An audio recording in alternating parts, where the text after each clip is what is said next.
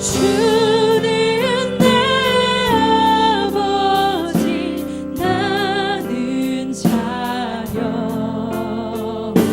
주 안에 내가 늘 살고 지내 세상의 영광 세상의 영광 눈앞에 없네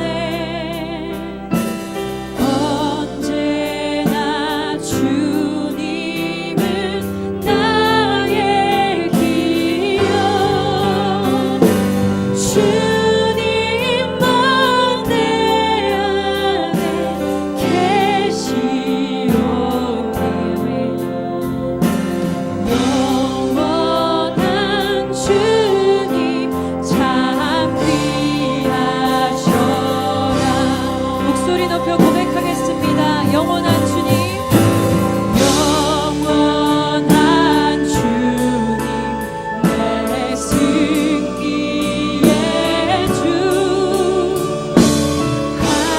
하늘의 기쁨을 주옵소서 어떠한 고난이 닥쳐와도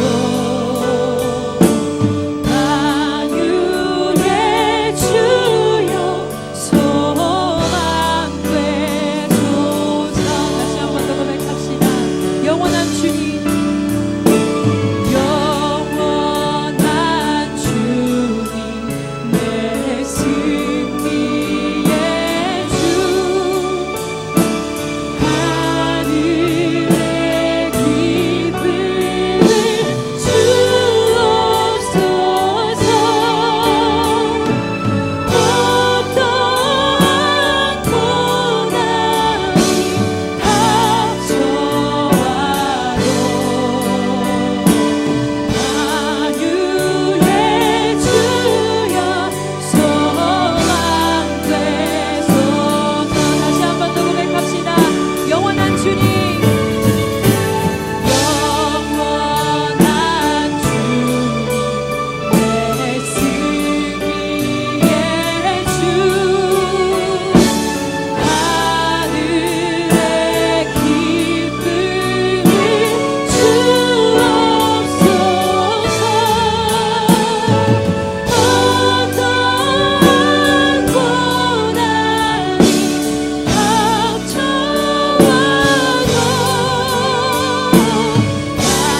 만유의 주여 소망되소 어떠한 고난이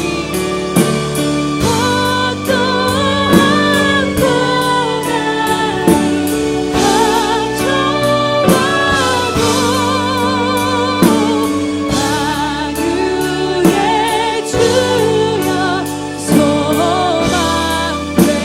소망되소서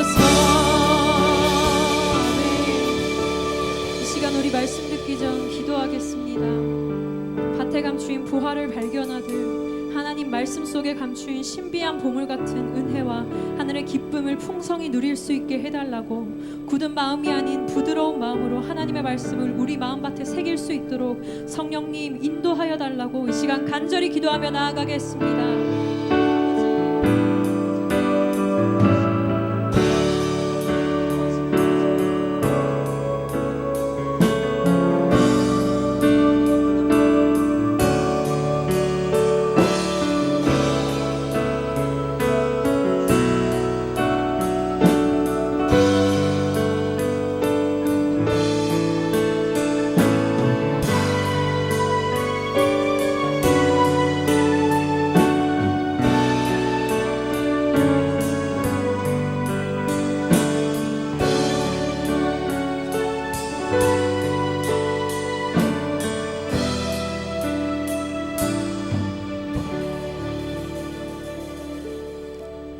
사랑이 많으신 하나님, 고단한 세상 속에서 지치고 상한 심령을 붙드시고 주님 앞에 예배함으로 말씀을 상고하고 묵상함으로 위로받고 힘을 다시 얻게 해주시니 감사합니다.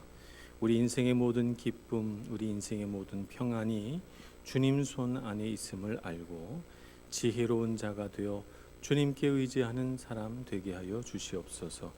비록 이 세상 속에서 우리가 안식을 얻지 못하고 지치고 피곤하나 주님이 우리 곁에 계심으로 흔들리지 않게 해주시고 세상에 우리의 마음을 거칠게 하고 우리의 마음에 도전해오는 모든 것들 믿음으로 이겨내는 저희들 되게 하여 주시옵소서. 오늘도 믿음으로 주님 앞에 예배하오니 우리 예배를 받아주시고 오직 하나님만 홀로 영광 받으시옵소서. 예수님의 이름으로 기도합니다. 아멘. 오늘 우리에게 주신 하나님 말씀 마태복음 13장 44절에서 52절까지 말씀입니다. 저와 여러분이 한 절씩 교독하겠습니다. 발견한 후 숨겨두고 기뻐하며 돌아가서 자기의 소유를 다 팔아 그 밭을 사느니라.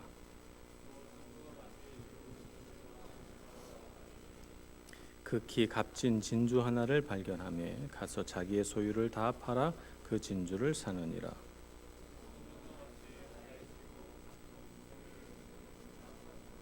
그물에 가득함에 물가로 끌어내고 앉아서 좋은 것은 그릇에 담고 못된 것은 내버리느니라.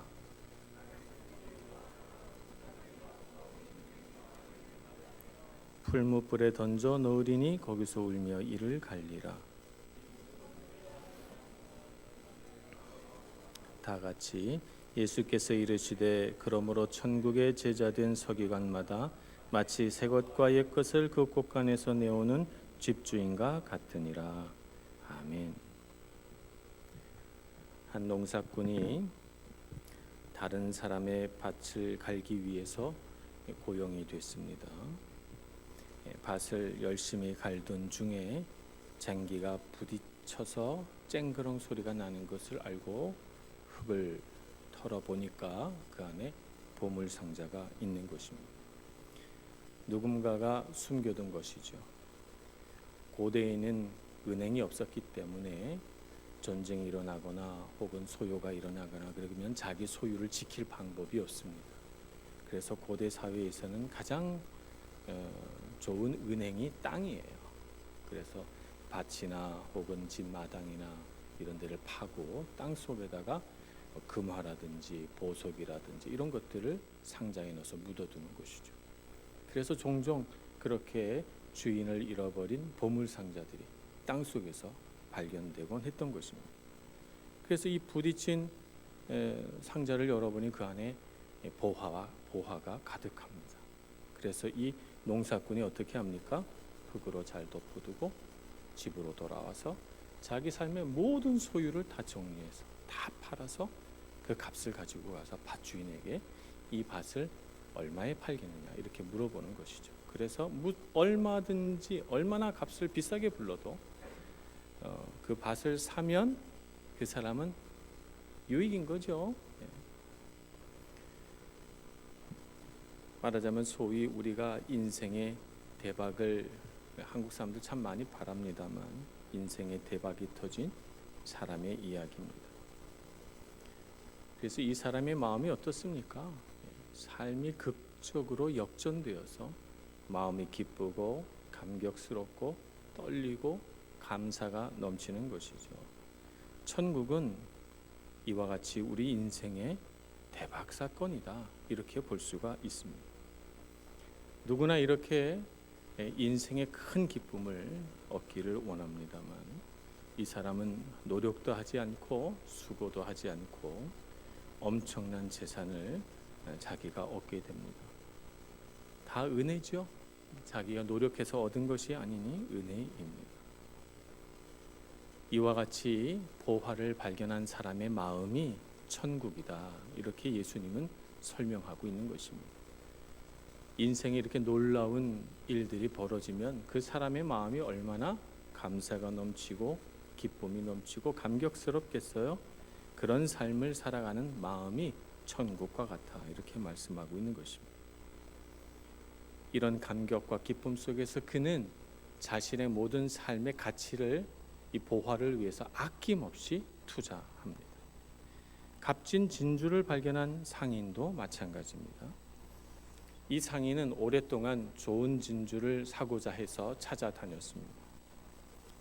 근데 지금 바로 자신의 눈앞에 자신이 그토록 원하던 좋은 진주 하나가 발견된 것이죠. 더욱이 이 좋은 진주는 진주 전문가인 이 상인의 눈에만 값진 진주로 보이지, 그 진주를 소유하고 있는 사람에는 그렇게 값져 보이지 않는 것입니다. 그래서 이 사람은 다른 사람이 이 좋은 진주를 발견하기 전에 집에 돌아가 자기의 모든 소유를 다 처분해서 그 소유를 팔아서 그 값을 가지고 이 값지고 좋은 진주를 사려고 하는 것입니다. 첫 번째 비유 보화에 비유하고, 두 번째 비유 진주에 비유하고, 둘 다 똑같이 이 보화나 진주를 발견한 사람은 자기의 소유를 다 팔아서 그것으로 보화와 진주와 바꿉니다. 자신의 소유는 무엇입니까? 내가 지금까지 의지하고 내 인생의 안정감과 내 인생의 어떤 버팀목으로 삼았던 그것을 다 처분해서 그것과 이 자신이 발견한 보화 혹은 진주와 바꾼다는 것입니다.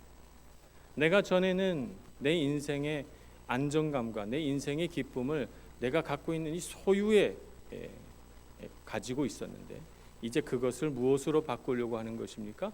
천국으로 바꾸려고 하는 것입니다. 천국의 기쁨, 천국의 감격, 천국을 누리는 이 마음에서 솟아오르는 그 끝없는 감사, 이것으로 자신이 지금까지 의지했던 모든 안정감을 다 내어놓고 그것을 소유하고자 한다는 것입니다. 그래서 이 사람의 삶의 우선순위가 바뀌었죠. 이 사람의 삶에 있어서 가장 중요한 것은 자신이 발견한 진주요 보화인 것입니다. 삶의 가치가 완전히 역전되었습니다. 그래서 천국을 발견한 사람은 천국을 가장 귀히 여기는 사람이 됩니다. 천국이란 무엇입니까? 우리가 지난주에 함께 말씀을 묵상했다시피 천국이라고 하는 것은 하나님의 나라가 이루어진 우리의 마음을 말하는 것입니다. 하나님께서 우리 마음에 오셔서 우리 마음에 예수 그리스도가 일으켜내신 놀라운 구원에 대하여 감격하고 기뻐하고 감사하는 마음, 그것을 천국이라고 하는 것입니다. 그래서 하나님 아버지와 친밀한 관계를 누리는 것이죠. 예전에는 누릴 수 없었던 엄청난 평안, 예전에 누릴 수 없었던 삶의 기쁨과 보람을 하나님과의 친밀한 관계에서 경험하고, 그래서 내가 하나님의 자녀구나, 하나님의 자랑스러운 딸이요 아들이구나 하는 것을 깨달아서 그 마음속에 정말 형언할 수 없는 기쁨과 평안이 찾아오는 것, 이것이 천국입니다. 이 천국을 발견한 사람은 세상 무엇보다도 이 천국의 가치를 귀하게 여깁니다. 여러분 어떠십니까? 여러분의 삶에 하나님으로 인한 기쁨이 그와 같습니까? 여러분의 삶은 어떻습니까? 제가 도전을 드리고 싶습니다. 여전히 우리의 삶에 중요한 것은 내 소유고 내가 하는 일이고 나를 바라보는 사람들의 평가입니까? 나는 내 마음속에 이루어진 이 세상 사람들이 알 수 없는, 세상 사람들이 결코 발견하지 못할 이 깊은 평안과 기쁨이 나에게 있어서 가장 소중한 것입니까? 우리 성경에 보면 천국의 보화를 발견하고 자신의 인생을 이 보화를 위하여 다 내던지고 그 보화를 사서 누린 사람이 발견됩니다. 빌립보서 3장 7절부터 9절까지 말씀을 잠깐 보겠습니다. 빌립보서 3장 7절에서 9절 말씀.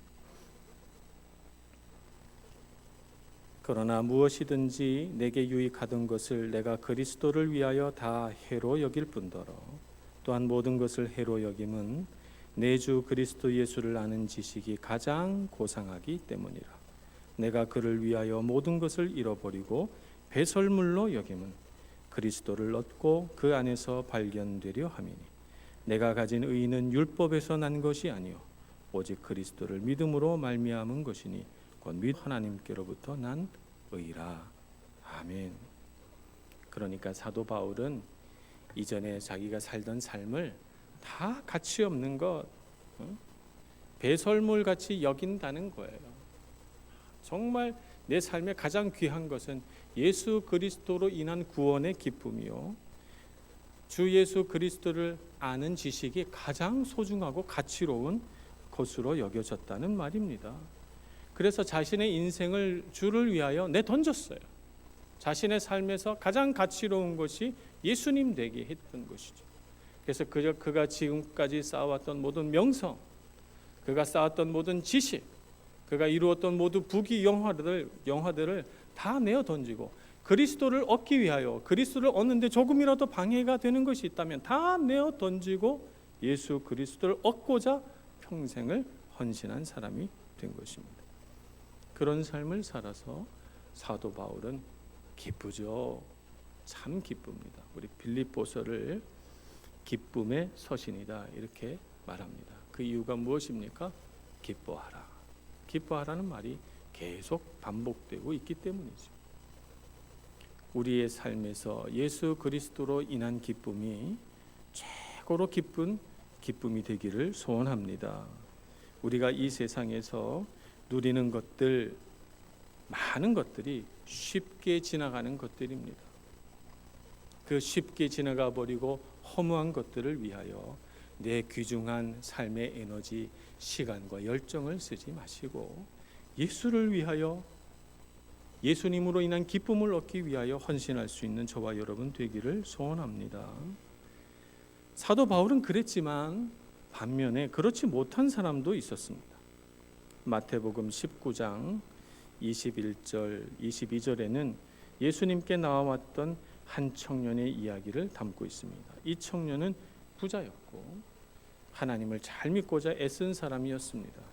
그런데 이 청년에게 딱 한 가지 부족한 게 있었는데, 그것이 뭐냐 하면 하나님을 아는 지식, 예수 그리스도로 인한 구원의 기쁨이 가장 높은 가치고 그 나머지는 그 아래라고 하는 사실을 알지 못해서 자신이 붙들고 있는 삶의 안정감, 물질로 인한 안정감을 포기하지 못했던 것입니다.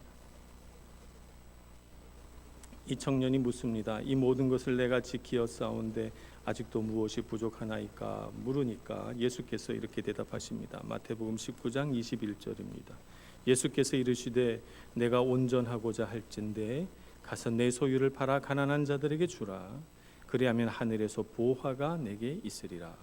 그리고 와서 나를 따르라 하시니 그 청년이 재물이 많음으로 이 말씀을 듣고 근심하며 가니라.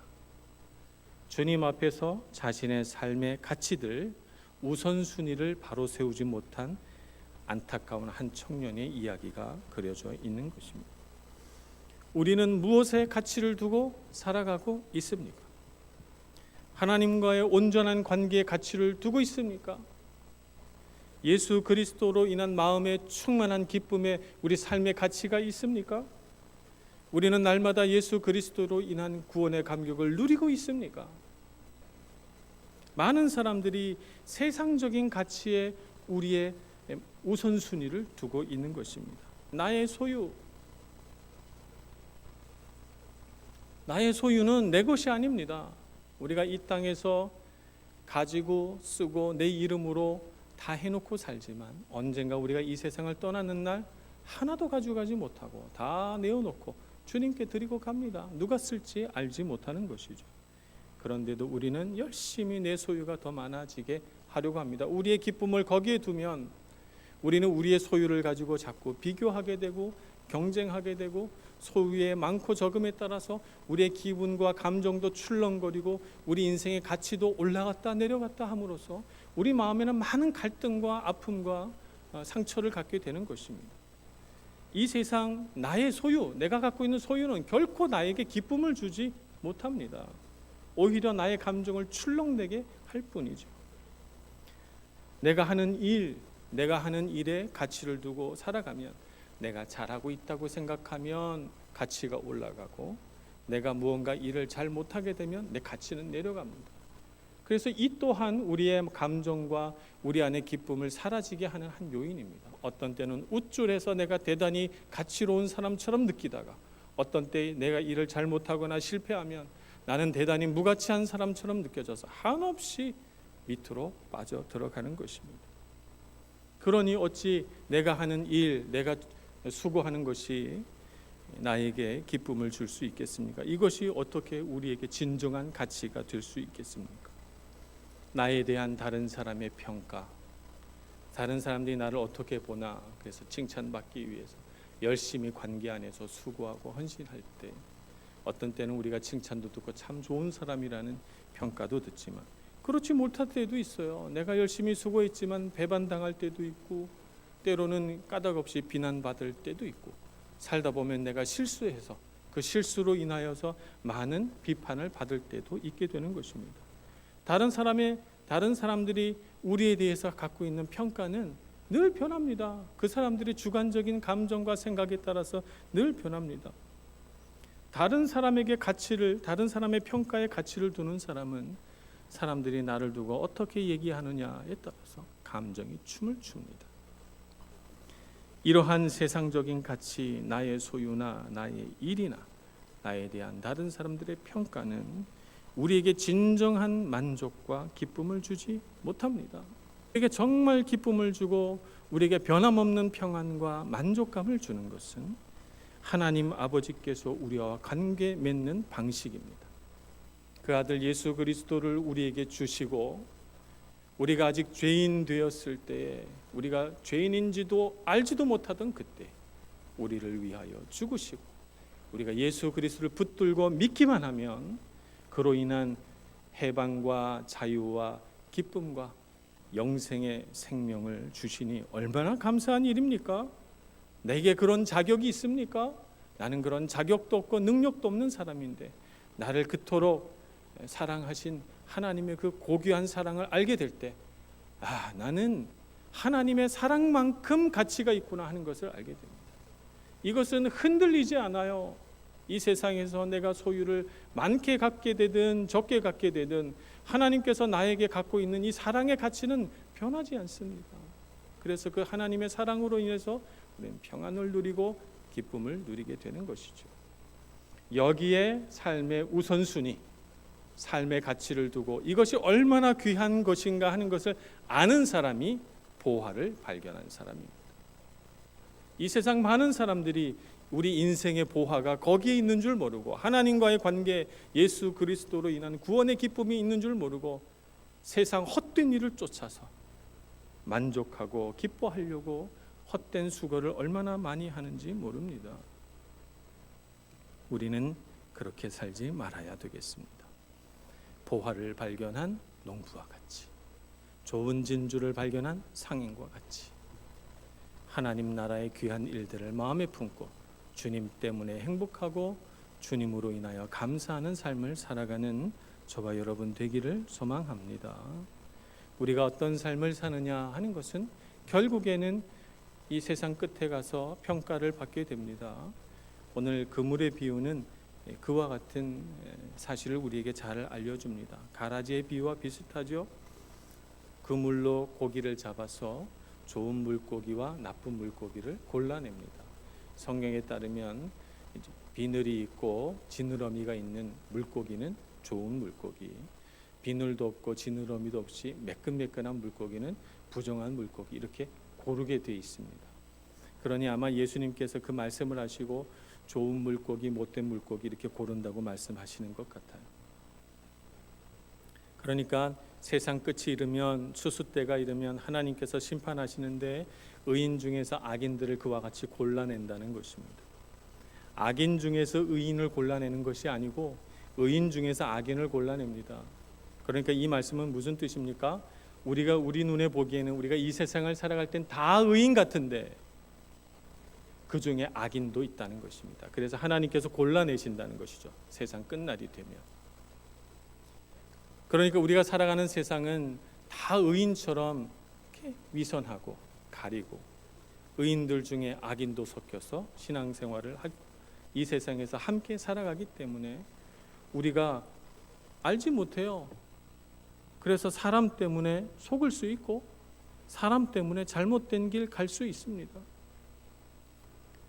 우리가 사람을 보고 이 세상을 살아가면 사람을 보고 신앙생활하면 반드시 넘어지게 돼 있습니다. 제가 이렇게 해외 한인교회에 와서 한국에서 신앙생활하다가 상처 입은 사람들 많이 보게 됩니다. 이분들이 이구동성으로 하는 말이 뭐예요? 교회에서 누구한테 상처받았다, 교회에서 어떤 사람 때문에 실망했다 하는 얘기 많이 합니다. 왜 그렇습니까? 사람을 보니까. 오늘날에도 올바로 서 있지 못한 신앙인들로 인해서 많은 사람들이 넘어지지만 이것은 참 어리석은 일입니다. 왜냐하면 성경은 사람을 보여주지 않아요. 성경은 하나님을 보여주고 예수 그리스도를 계시합니다. 그분을 보라라고 하는데 그분을 보지 않고 계속 죄 가운데 살아가는 사람을 보니까 이와 같이 의인들 속에 섞여 있는 악인들로 인하여 넘어지고 속고 괴로움을 당하는 것입니다. 우리는 사람을 보지 말고 하나님을 보아야 합니다. 하나님을 바라보고 그분 안에서 믿음을 가지고 우리를 현혹하는 수많은 세상 가치들을 단연히 거부하고 하나님 뜻대로 살아서 계속해서 우리 마음 안에 천국이 살아있도록 해야 할 것입니다. 예수님께서 그와 같이 천국을 가르치시고 제자들에게 묻습니다. 이 모든 것을 깨달았느냐? 여러분 깨달으셨습니까? 우리 인생의 비밀을 아셨습니까?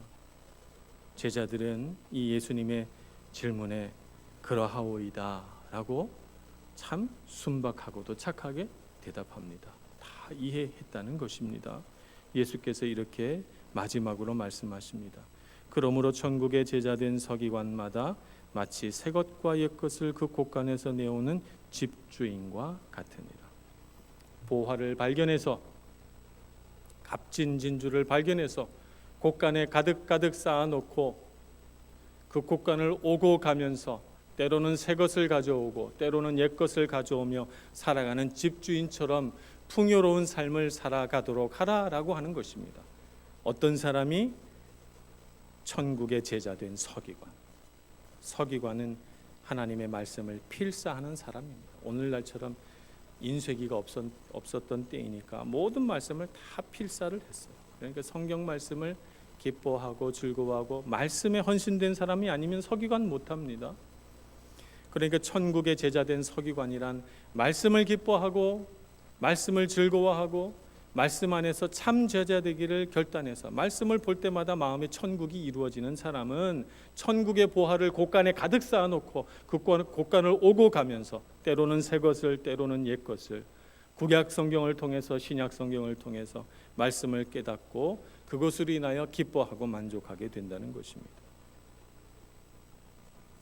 오늘 우리가 그래야 될 줄로 믿습니다.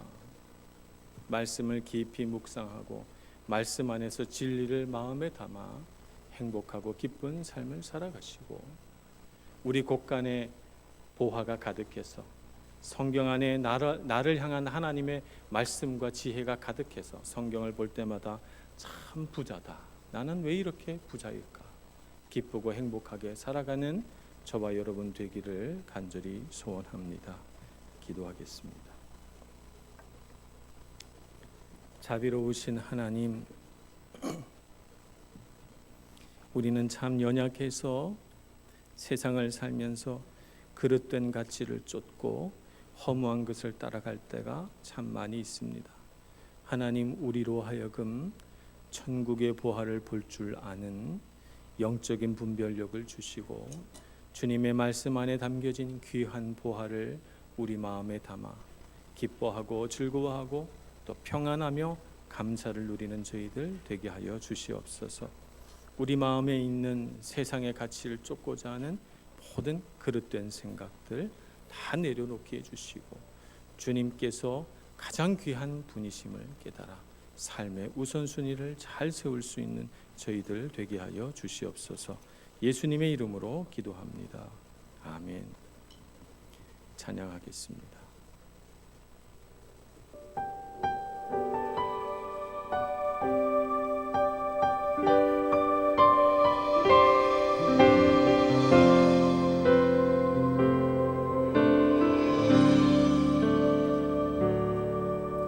이곳에 임하신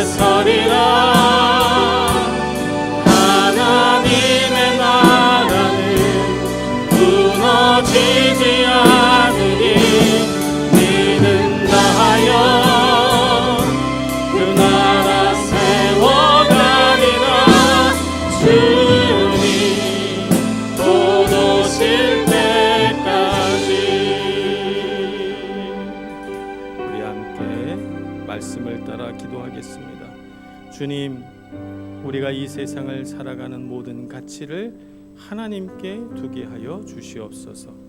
우리가 움켜쥐고 우리가 정말 가치롭다고 생각하는 그 모든 것들은 천국에 비하여, 하나님의 나라에 비하여 참으로 보잘것없음을 알고 내가 할 수 있는 모든 것을 다 드려 천국의 보화와 같은 감사와 기쁨과 평안을 얻게 해 주옵소서. 주님 앞에 기도하며 그렇게 살지 못했던 우리의 연약한 심령, 우리의 어리석었던 생각들을 주님 앞에 회개하고 천국을 누리는 사람 되게 해 주옵소서. 간절히 기도하겠습니다.